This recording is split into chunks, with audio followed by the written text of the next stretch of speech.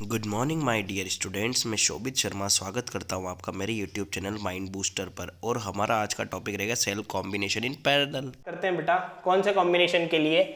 Parallel combination के लिए, मतलब कि जो हम लोगों ने बोला समांतर क्रम संयोजन।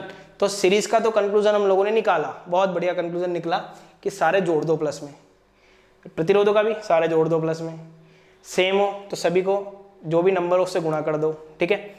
प्रतिरोधों के अंदर भी जितने भी हो सभी को उससे गुणा कर दो, ठीक है। अब पैरेलल का मीनिंग क्या है? पैरेलल का मतलब क्या बोलते हैं हिंदी में? समांतर, यही बोलते हैं। समांतर मैंने क्या बोला? ऐसे बैठते हैं हम लोग क्लास में, ठीक है, एक बेंच, दो बेंच, तीन बेंच, चार बेंच, तो ये सभी कॉम्बिनेशन कौन सा हुआ? पैरेलल। पैरेलल मतलब समांतर। अब इसको देखो यहां पर समांतर किस तरीके से है बेटा अपने पास, ये रहा अपने पास समांतर क्रम संयोजन के लिए। ये सेल कनेक्टेड है समांतर में। ये क्या हुआ? बाह्य प्रतिरोध हो गया, एक्सटर्नल रेजिस्टेंस जिसे बोलते हैं, करंट हो गई। अब आप लोगों को पता है कि इन सर्किट के अंदर जब आप लोगों ने कौन से कॉम्बिनेशन में दिया है? पैरेलल कॉम्बिनेशन में दिया है। तो मैंने ट्रिक बताई है, अभी अभी भी आप लोगों को एक ट्रिक वर्ड बोला था मैंने, Pawan Verma sir, parallel voltage same. तो वोल्टेज सेम है तो डिफरेंट क्या हुई? करंट हुई। तो करंट यहां तक तो सेम चली, फिर तीन पाथ में डिवाइड हुई, और तीन पाथ में डिवाइड होने के बाद वापस कंबाइन एक पाथ में हो गई। तो एक पाथ में हो गई अपने पास करंट। अब देखो क्या मीनिंग है बेटा इसका? The EMF of the battery is the same as that of the single cell. अब अपने को पता है ईएमएफ ऑफ द बैटरी, यानी कि इन सभी का जो कॉम्बिनेशन है वो एक बैटरी के थ्रू ही है, तो बैटरी के थ्रू ही है, तो as that of the single cell, single cell के रिगार्डिंग ये। और जब मैंने बोला पवन वर्मा सर, तो वर्मा का मीनिंग क्या हो गया? वोल्टेज से लिया हमने, तो वोल्टेज सेम हो गया। तो ये भी तो ये कह रहा है ईएमएफ वोल्टेज ही है, इज द सेम, सेम मतलब समान हो गया। फिर नेक्स्ट पॉइंट रीड किया, the current in the external circuit is divided equally among the cells. मैंने पहले ही करंट डिवाइड कर दी, ठीक है। धारा को क्या कर दिया? एक दो तीन, तीन पाथ है, 10 होंगे तो 10 में करो, तीन होंगे तो तीन में करो। इक्वली वर्ड यूज में लिया एक्सटर्नल के लिए, the current in the external circuit is divided equally, क्योंकि देखो ई ई ई आर आर आर सब सेम माने हुए, इक्वल डिवाइड कर दिया। द रेसिप्रोकल, बहुत बढ़िया पॉइंट है, of the total internal resistance is that the sum of the reciprocal of the individual internal resistance. Meaning reciprocal meaning समांतर क्रम संयोजन में यही आता है बेटा, 1/R2 इस तरीके से ही आता है। तो सभी का जो मेन रेसिप्रोकल है, यानी कि 1/r कर दें, अब 1/r 1/r 1/r2 1/r। अब ईएमएफ ऑफ द बैटरी कितना है? E, ठीक है। Total internal resistance small r/n, external एड है, लेकिन करंट सीरीज में चल रही है। सॉरी बेटा, करंट सीरीज में चल रही है, सीरीज में चल रही है, तो इसमें प्लस आर और एड हो जाएगा,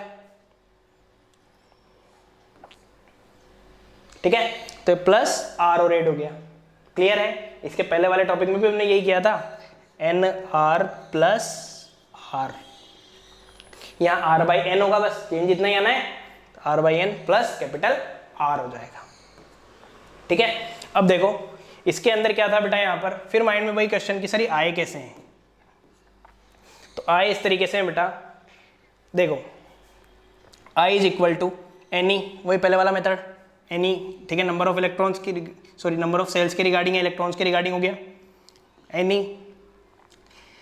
अब यहां पर देखो ये n यहां पर जैसे अपन बात करके चलें, तो या तो यहां पर यूज में ले लो या डायरेक्ट यूज में ले लो। कैसे? देखो nr प्लस स्मॉल r है। अब nr प्लस स्मॉल r कैसे आया? इसको हमने यहाँ रिप्लेस किया, एलसीएम लिया, n आया, n कहाँ जाएगा? ऊपर जाएगा, n ऊपर जाएगा, तो e के साथ में क्या लग गया? e के साथ में क्या लग गया? n लग गया। यदि मैं n सेल के रिगार्डिंग वहां पर यूज में लेता तो फिर मुझे यहाँ पर यूज में लेने की जरूरत नहीं पड़ती, लेकिन हमने यहाँ पर यूज में ले लिया, ताकि जिससे क्या होगा बेटा, r/n प्लस r है, जैसे ये एनएलसीएम, ठीक है, r plus n r capital हो गया। देखो हो गया, N R plus R upon में क्या आ रहा है, एन आ रहा है, एन कहाँ जाएगा ऊपर, तो एन ऊपर जाएगा, जैसे बोलते पलटी खाना, तो पलटी खाई तो एन ऊपर आ गया, तो N E upon N R plus R. अब ये 2 पॉइंट है, ये तो आपको सीधे सीधे यहां से दिख ही रहे हैं। If R is less than two R by N, यदि आर बाई एन से लेस हो तो then I is equal to N E R, N E upon R. ये अभी डेरिवेशन के अंदर मैं तुम्हें बता दूंगा ये पॉइंट। और ये वाला पॉइंट भी क्या है, R then R by N is less than two capital R by N less than हो कैपिटल आर के, कैपिटल आर से लेस हो, तो कैपिटल आर से लेस होंगे तो then I is equal to E by R. जब तुम्हें पता है, सीधा सीधा पता है बेटा, जब आर बाई एन लेस होगा, आर बाई एन लेस होगा तो मतलब ये खत्म हो गया, ठीक है, ये वाला वैल्यू तो खत्म हो गई। करंट का फॉर्मूला क्या होता है, वी बाई आर, वी की जगह क्या आएगा, E M F E by, फिर क्या बचा यहां से आर, ये रहा ई बाय आर। तो यहां लिखा हुआ है देखो, I is equal to E by R. तो बात वही हो गई, कंक्लूजन लिखना है अपने को। अब कंक्लूजन के अंदर कैसे लिखेंगे, देखो कंक्लूजन के अंदर लिखने का तरीका क्या था बेटा, कि जैसे यहां पर जो लिखा हुआ है, देखो यही लिखा हुआ है इस पॉइंट पे, I is equal to E by R, तो I equal to E by R अपन ने मेंशन कर दिया, क्लियर है। अब कंक्लूजन के अंदर जो अपने पास लिखने का तरीका है, लिखने का तरीका क्या है, देखो when external resistance is negligible in comparison, जब बाहर का ये प्रतिरोध है, ये वाला, ये negligible in comparison to the internal resistance, then the cell are connected in parallel to get maximum current। उसका उल्टा, सीरीज में अपन ने जो पढ़ा उसका क्या करा इसने, उल्टा कर दिया, जंप लेके उल्टा आया। उल्टा कैसे आया, देखो एक्सटर्नल रेजिस्टेंस नेग्लिजिबल, ये कुछ नहीं है, in comparison to the internal resistance, किसके कंपैरिजन में, 1 2 3 इनके कंपैरिजन में। Then the cell are connected in parallel to get maximum current, उस कंडीशन में हमें करंट कैसे मीट होगी, मैक्सिमम मीट होगी। क्यों, क्योंकि आपको पता है भाई काम तो यही करेंगे खाली, और उसमें भी क्या होता है बेटा, आर बाई एन होता है। आर बाई एन का मतलब है कि जितने भी रेजिस्टेंस होते हैं उनके नंबर से डिवाइड हो जाते हैं, तो वैल्यू तो घट जाएगी रेजिस्टेंस की। अब वैल्यू घट जाए, वैल्यू डिक्रीज हो जाएगी या घट जाएगी, तो उसके बाद क्या बचा हमारे पास, जब ये वैल्यू घट गई तो हम ये कह सकते हैं करंट कैसी जाएगी, मैक्सिमम पास होगी। करंट कैसे पास होगी, मैक्सिमम यानी कि बढ़ते हुए पास होगी। तो मैक्सिमम अपने पास हो गई।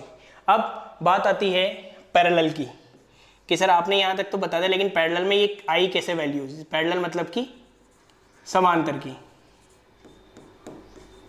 समांतर संयोजन क्या है,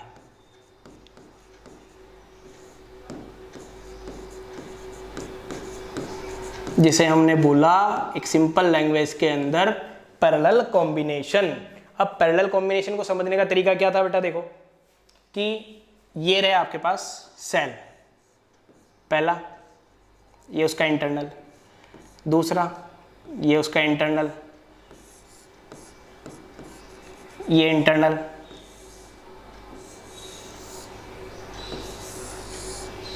ये मेन टोटल पॉइंट हो गया। अब टोटल पॉइंट को किस तरीके से लेके चलेंगे बेटा अपन, यहां पर देखो वापस पैरेलल होते ही करंट इस तरीके से ड्रॉ होने लग जाएगी सर्किट के अंदर, ठीक है भाई, पॉजिटिव से निकल के सारी मिलने लग जाएगी। अब एक पॉइंट पे मिलेगी, तो यहाँ तो 3 पाथ में अलग अलग डिवाइड हो ही रही है, तो अपन तो पहले ये पढ़ चुके हैं कि भाई पैरेलल में वोल्टेज सेम रहता है और करंट डिफरेंट होती है। तो I equivalent is equal to I1 plus I2 plus I3, ये तो आंख बंद करके लिख देना है अपने को, क्योंकि पैरेलल में वोल्टेज सेम होता है, करंट क्या होती है, डिफरेंट होती है, सीधा सीधा फिक्स है, ठीक है। अब आई का फॉर्मूला मैंने आप लोगों को इंटरनल रेजिस्टेंस अभी बताया यहाँ पर कि इंटरनल रेजिस्टेंस कैसे देखा, देखो ये बोला मैंने यहाँ पर किस तरीके से इसको डिफाइन किया। यहाँ पर अपन ने देखा E is equal to V plus I R, यही लिखा था, ठीक है। तो I की वैल्यू मेरे को यहाँ से निकालनी, I की वैल्यू निकालनी, तो V को मैं उधर लेके जाऊँगा, तो V को हम लोग उधर लेके गए, तो E minus V is equal to क्या हुआ बेटा, आई आर, और I निकालना है तो R कहाँ जाएगा, अपॉन में, सीधा सीधा ये I निकालना है, करंट निकालनी है, तो प्रतिरोध कहाँ जाएगा, अपॉन में।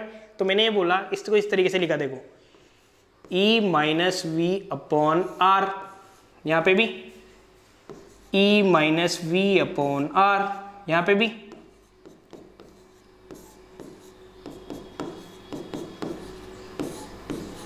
ठीक है। अब बात आई कि सर इसमें कुछ लिखा ही नहीं, डिफरेंट क्या है, तो मैंने तो यहाँ पर बोला है कि ये सेल E1 है, ये आएगा R1, ये E2, ये R2, ये E3, ये R3, ठीक है, और ये इक्विवेलेंट हो ही गया, E इक्विवेलेंट जिसे हमने बोला, और इसका R इक्विवेलेंट रेजिस्टेंस है। इक्विवेलेंट निकालना है तो E इक्विवेलेंट और ये R इक्विवेलेंट, V तो सेम ही है, E1 R1, E2 R2, E3 R3, ठीक है, आगे बात समझ में, E1 R1, E2 R2 और E3 R3, V तो सबका सेम है, तो V मैंने सबका सेम लिख के छोड़ दिया। अब कंपेयर कराओ, इसको मैं ब्रेक कर रहा हूँ, इसको इसके साथ भी और इसको इसके साथ भी, तो ये हो गया बेटा E equivalent by R equivalent minus V upon R equivalent. इधर आओ, E1 by R1 minus V by R1, सही है, आ रहा है समझ में। फिर E2 बाय R2 सिमिलर हो जाएगा ना, सेम। फिर इधर आओ,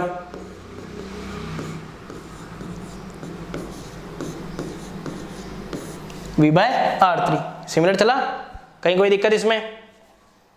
अब देखो इसके बाद में, यहाँ के बाद में अपन लोग चल रहे हैं यहाँ पर, इस पॉइंट पे रीड करके बता रहा हूँ मैं आपको, यहाँ बता रहा हूँ E equivalent by R equivalent, पहली टर्म है, सबकी पहली टर्म लिख दी, तो E equivalent by R equivalent minus V into में 1 बाय R इक्विवेलेंट लिख दिया मैंने, ठीक है बेटा, इसको तोड़ दिया, V को आगे लिख दिया, 1 बाय R इक्विवेलेंट कर दिया, और इक्विवेलेंट बाय R इक्विवेलेंट तो है ही सही, तो और इधर भी ले लो, E1 बाय R1, ठीक है, plus E2 by R2 plus E3 by R3, ये ले दिया मैंने, फर्स्ट और फर्स्ट, ठीक है। बाकी V by R1, V by R2, V by R3, अब इनमें से कॉमन टर्म क्या आ रही है, V by R1, V by R2, V by R3 में से माइनस V कॉमन आ रहा है, तो मैंने माइनस V को कॉमन ले दिया, यह कितना रहा, 1 बाय स्मॉल है ना, अब small R1 plus 1 by small R2 plus 1 by small R3, ये आ गया बच्चों यहाँ पर। ये मैंने थोड़ा अलग पॉइंट को डिनोट किया है ताकि तुम्हें इजीली समझ आ जाए, ठीक है। अब 1 by R1, 1 by R2, 1 by R3 के अंदर अपन ने क्या यूज में लिया, कंपेयर कर लो आप, E equivalent by R equivalent, वापस अपन इसी कलर पे आते हैं, E1 by R1 plus E2 by R2 plus E3 by R3, ठीक है, कोई प्रॉब्लम बेटा इसमें। ऐसे इधर कंपेयर कर लो, माइनस का V, इधर भी माइनस का V, बचा क्या, रेसिप्रोकल अपन ने वर्ड यूज में लिया था कि जो रेसिप्रोकल होते हैं रेजिस्टेंस, वो यही तो होता है, 1 by R1 plus 1 by R2 plus 1 by R3, ठीक है, कोई दिक्कत बेटा इसमें, कोई प्रॉब्लम नहीं है यहाँ तक। If n cell are connected, यदि n सेल कनेक्टेड हो, n सेल जुड़े हुए हो, तो ये क्या हो जाएगा बेटा, E equivalent by R equivalent बराबर हो जाएगा E1 by R1 EN bye RN, और इधर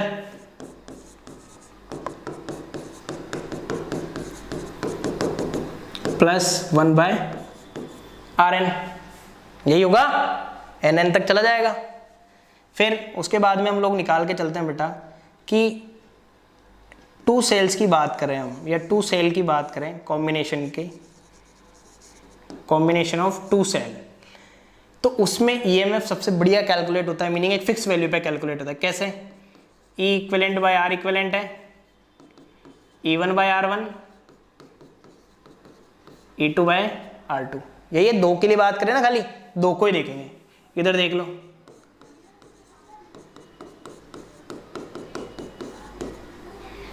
इसके लिए तो हमें पता है फिक्स वैल्यू है R1 R2 upon R1 plus R2, solve कर लो, ठीक है।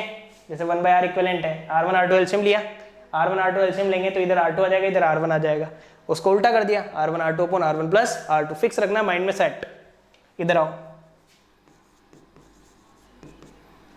एलसीएम कितना, R1 R2, ये E1 R2 plus E2 R1, ठीक है बच्चों, क्लियर है।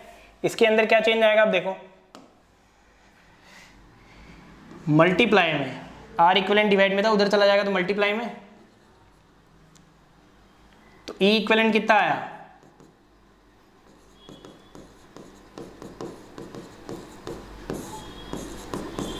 ये रही आर इक्विवेलेंट की वैल्यू। आए समझ में, सीधी वैल्यू उठा के यहां रखनी है।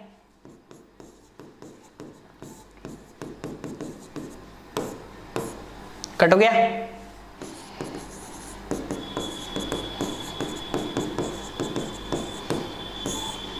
अपॉन में क्या आ रहा है, R1 प्लस R2।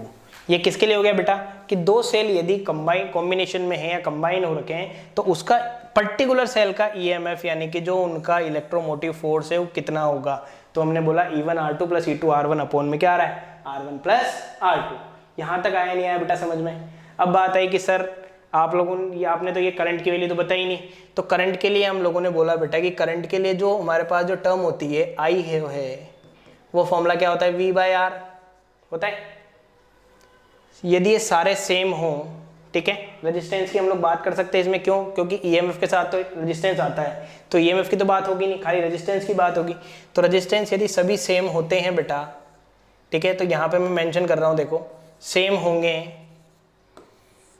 तो R बाई एन फॉर्मूला होता है, कितना होता है बेटा, R बाई एन फिक्स है ये, तो R बाई एन फिक्स है अपने पास।